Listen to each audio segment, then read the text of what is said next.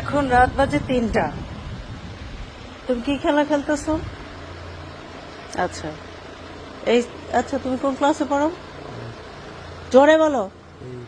এইটা পড়ো। রাত কয়টা বাজে এখন? কয়টা বাজে দেখি?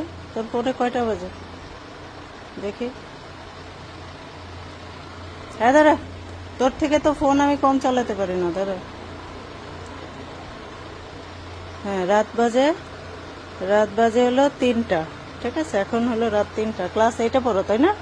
কি খেলো? তোমার গেমের নাম কি? ফ্রি ফায়ার না? জোরে বলো, জোরে বলো।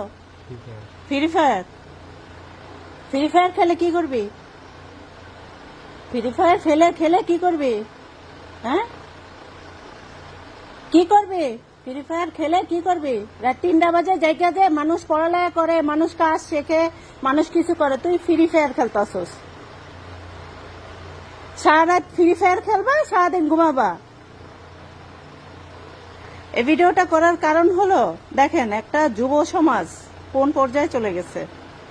ক্লাস 8-এর ছাত্র, সে রাত এখন বাজে 3টা, দেখেন রাত বাজে 3টা 8, সে না ঘুমায় এখন সে ফ্রি ফায়ার। এটা তার রোজকার রুটিন।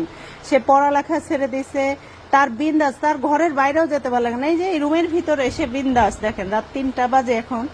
মানে সে হলো আমার একটা ফ্যামিলির পার্টও।